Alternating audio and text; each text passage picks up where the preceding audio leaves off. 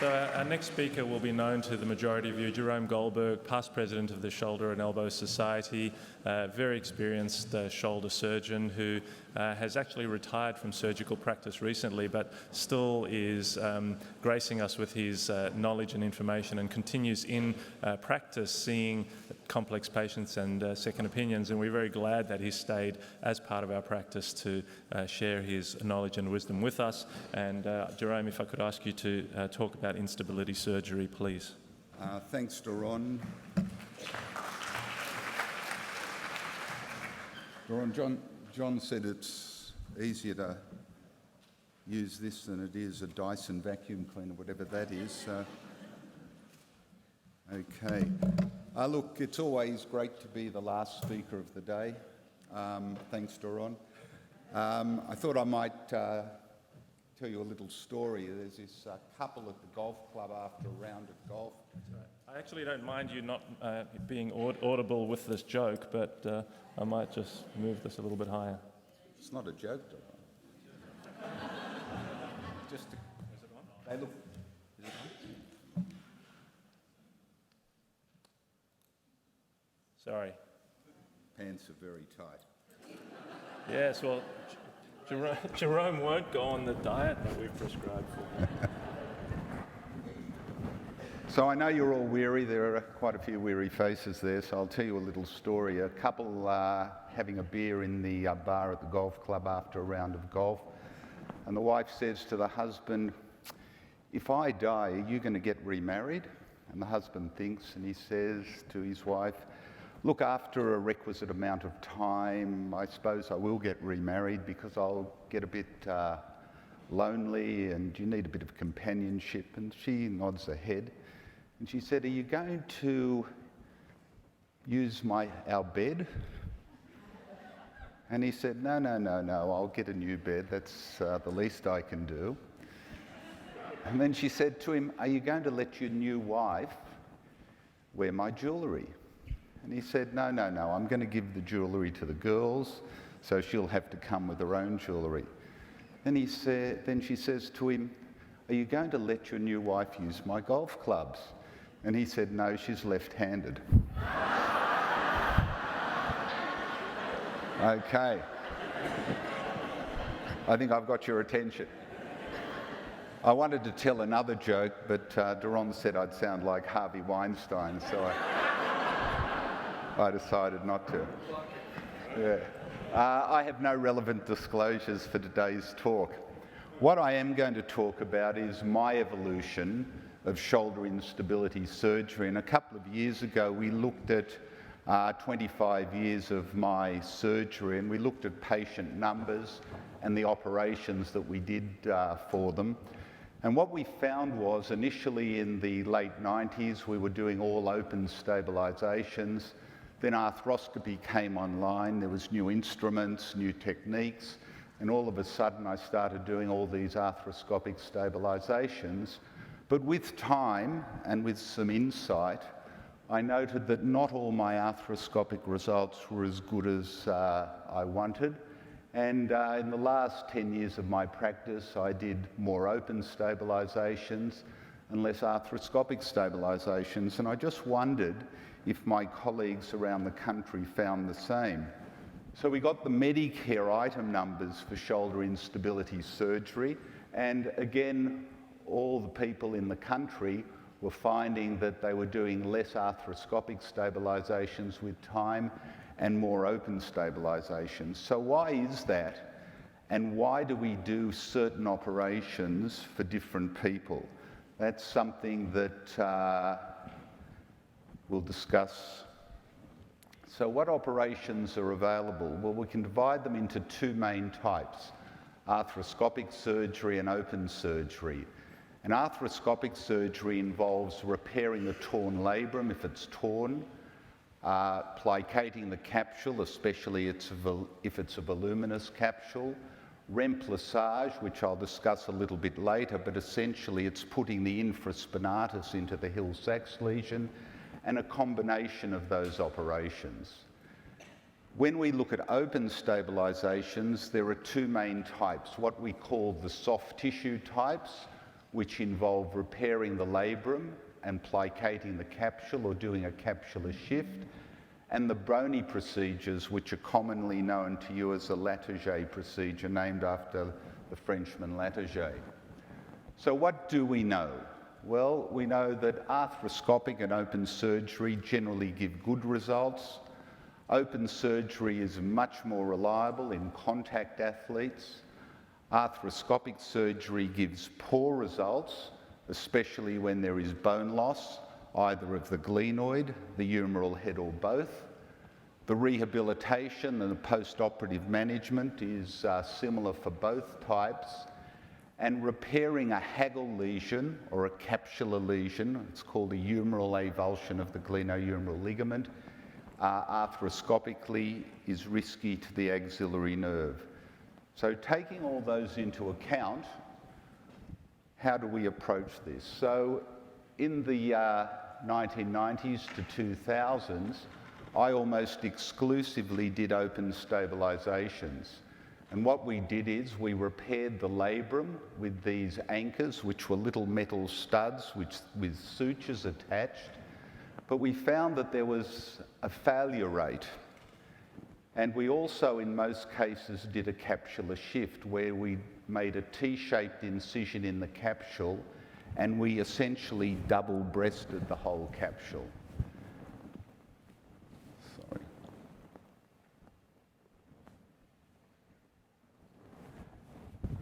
So we had a high failure rate of 15%, which is certainly unacceptable. The failure rate generally occurred at the labral repair, and at that stage in the late 90s, we didn't recognise the significance of bony pathology. So we did some studies in our lab, and we looked at the labral repair. And we used these cadavers with sensors measuring surface area and pressure. And we found that with an anchor, the labral repaired to the anchor just at the site of the anchor. And the anchors were about 1.5 centimetres apart.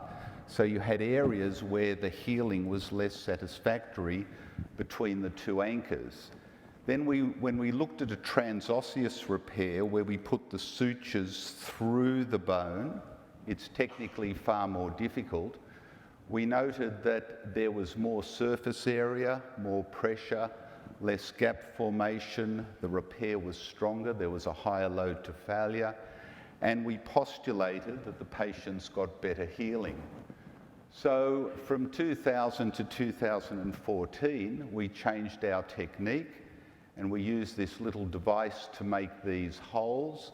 We repaired the labrum without anchors, and you should note that we still use anchors in arthroscopic surgery because you can't do a transosseous repair. We did a capsular plication, and we began to recognise the significance of bony pathology. So when we found patients who had bony deficits, and again we'll talk about this a little bit later, we did this operation called a Latarjet, where we took the coracoid process, which was attached to the conjoint tendon, and we put the bone about the anteroinferior aspect of the glenoid, and we attached it to the glenoid. So in fact, we gave the patient a much bigger socket, so they'd be less likely to dislocate. But what's the problem with this operation? It's got a much higher complication rate. Studies show that more than 50% of patients who have a Latarjet procedure have nerve damage, often subclinical, but when they did EMGs, they found damage to the axillary nerve, the musculocutaneous nerve, and sometimes the brachial plexus. Most of them recovered clinically, but not all of them. And people who had a Latarjet procedure had an increased risk of developing osteoarthritis in later years. So then I had a look at my arthroscopic stabilisations, and you can see there that about 2000 I started doing lots and lots of them. You've heard the old adage, to a man with a hammer everything looks like a nail, and that's exactly what it was like. But after a few years I saw I was having all these failures, particularly in contact athletes. So I stopped doing them in certain patients, but I then began to do what's called a capsule application, where I tightened the capsule to do a capsular shift, and I became enthused again, but they didn't actually work as well as I thought. And then I started to do this procedure called the remplissage, which is where we are now, where you repair the labrum, you can do a capsule application, and you can do a remplissage. And I think that's the state of the art presently with arthroscopic surgery.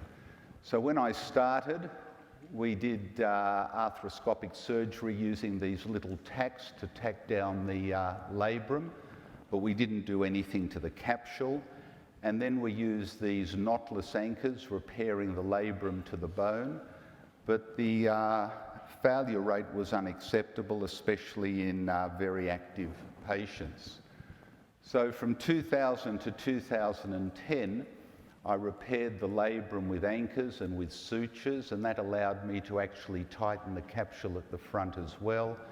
And I did this thing called a posterior capsule application, where I plicated the capsule postero-inferiorly to tighten the ligaments.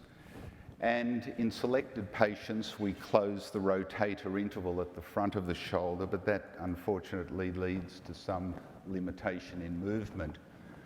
But we still had failure with contact athletes, people with what's called Alpsa lesions, where the labrum heals to the medial part of the glenoid, patients with bony Bankart pathology, and patients with a Hill-Sachs lesion, as you can see in this arthroscopic picture of an acute dislocation. There's the glenoid, there's the humeral head, and there's the impression fracture about the posterolateral aspect of the humeral head.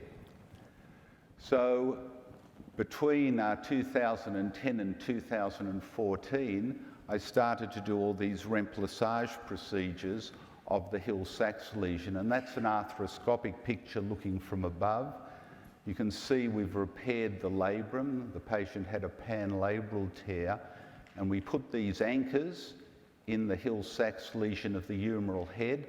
The sutures go through infraspinatus, and you bring infraspinatus down into that defect, and as a result it stops the humeral head going forward once it's healed. So why is an open repair likely to give a better outcome than an arthroscopic repair?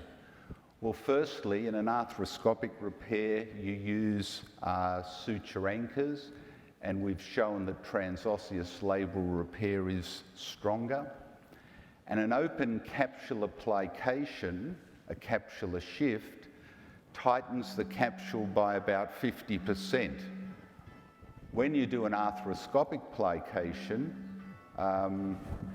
it only tightens the capsule by about 23%. So what's my paradigm? Well, I get a plain X-ray and an MR arthrogram, and I always get an MR arthrogram so I can see the capsular lesion. With a plain X-ray, you can see the Hill-Sachs lesion and the bony Bankart lesion. And if I get any bony pathology, you can get these three-dimensional CT scans.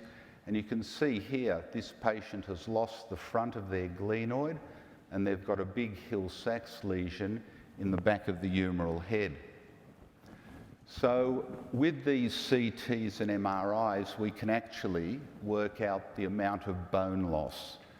And there are many techniques of doing them and doing that, and they're evolving.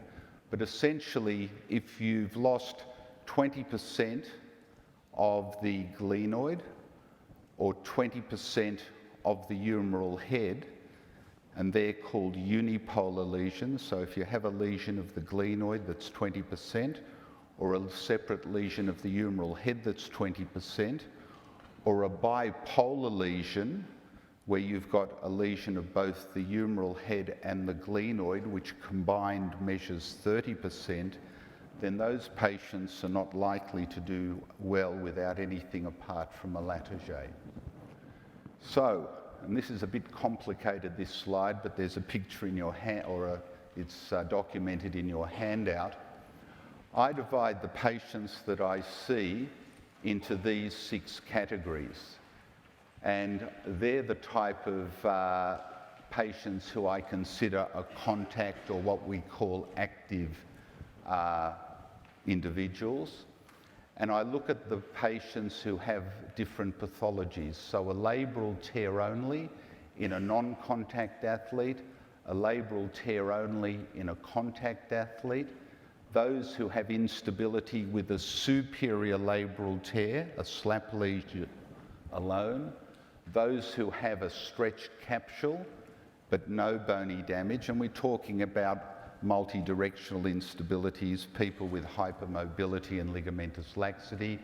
And then I divide the patients into mild bony damage, who have less than 20% unipolar bone loss, or less than 30% of bipolar bone loss, and those with significant bony damage who have 20% of unipolar bone loss or 30% of bipolar bone loss. So in the first group, those who have a labral tear alone and are non-contact athletes, I do most of them arthroscopically. First-time dislocators, recurrent dislocators, I'll repair the labrum, but I'll also do a posterior capsular plication. But in those with a Hagel lesion, I always do them open. And this is an MR arthrogram of someone with a Hagel lesion. This capsule here has stripped off the bone here. And you can see in there the vessels and the axillary nerve. So if you're doing this arthroscopically and you put a little suture round there, because you have to do that part of the operation blind, you'll often skewer the axillary nerve, which is not a good thing for the patient long term. So in those patients, it's far better to do it open, where you actually visualize the axillary nerve. You can move the axillary nerve out of the way when you repair it. The other thing to note is you can't really tell if the patient has a Hagel lesion unless you get an MR arthrogram. So you need the contrast in the joint to determine that. The incidence of a Hagel lesion in a contact athlete is well over 10%, and in some series up to 30%. So the second group of patients are the anterior labral tear only in a contact athlete. I do them all open. The only ones that I would do arthroscopically is what we call an in-season instability. Those contact athletes who have a dislocation in the pre-season, and what I try and do is get them back to football within 12 weeks. These are professional athletes who lose a lot of money if they don't play, and then if they re-dislocate and the risk is high, you do an open one at the end of the season. So they would be the only contact athletes that I would do arthroscopically. Now the interesting thing, this is a picture of a slap lesion, and you have a tear of the superior labrum here, and it can be associated with instability. You cannot do that operation with open surgery. You can't access that part of the labrum with open surgery. So you have to do them all arthroscopically. You repair the labrum, but if they are a contact athlete, I tighten the capsule anteriorly and posteriorly as well with suture anchors. The fourth group, these are the patients who have a stretch of the capsule or a multi-directional instability. Most of them are hypermobile females who are not contact athletes. They can be treated with a capsular plication. There's the humeral head and the glenoid. We put a little anchor there. We put the sutures through the capsule and extend it from the edge of the glenoid as far laterally as possible. We tie it up and tighten the capsule. But in open patients, in contact patients, this does not work at all, and I always do them open. Then we look at patients with mild bony damage. Now, mild bony damage is 20% bone loss in unipolar lesions. That is either the humeral head or the glenoid alone have 20% of bone loss, or in bipolar lesions, a combination, they have more than 30% bone loss. And in non-contact athletes, I do a remplissage where we put the infraspinatus into the defect and repair the labrum. But in all contact athletes, they need an open capsular plication, not a Latarjet. They need a soft tissue operation to repair the labrum and do a capsular shift. But in patients who have significant bone loss, there's absolutely no place for arthroscopic surgery. They all need a Latarjet procedure where you move the coracoid to the front of the glenoid, making a much bigger socket for them. And they generally do well, but you have to warn them. There's a higher complication rate, nerve damage, stiffness, and later on osteoarthritis. So in summary, and you've got this in your notes, in non-contact athletes, unless they have bony damage or a Hagel lesion, they all undergo an arthroscopic operation to repair the labrum, plicate the capsule if necessary, and do a remplissage if they've got bony damage. But in contact athletes, they all have open surgery unless they have a SLAP lesion, which can't be dealt with open surgery, and those with significant bony damage need a Latarjet. So in summary, there's a greater trend to open surgery, especially if there's a contact athlete, especially if they're active, even if they have mild to moderate bony pathology, and in those who don't have significant bony pathology, rather than a Latarjet, you're better off doing a soft tissue procedure. It's safer. So a Latarjet procedure is not a benign operation and is not the only operation available that can be done openly. Arthroscopic surgery should include, if there's some capsular redundancy, a capsular plication and a remplissage, not just a labral repair. Now you might be familiar with the ISIS score. That's not ISIS, the terrorist group. That's the Instability Severity Index score, which the Europeans use. And what they've done is they've scored the patient based on age, activity, hypermobility, and bone loss. And if the score is over 6, the risk of recurrence after arthroscopic surgery is 70%, and they recommend a Latarjet. When we looked at this, it doesn't quite work for us unless you put contact sport with 3 points and lift the age bracket to 25, and people under 25 get 3 points. And if they do get 6 points in that, and that's really anyone who's a contact athlete under 25, they should have an open procedure. Thank you.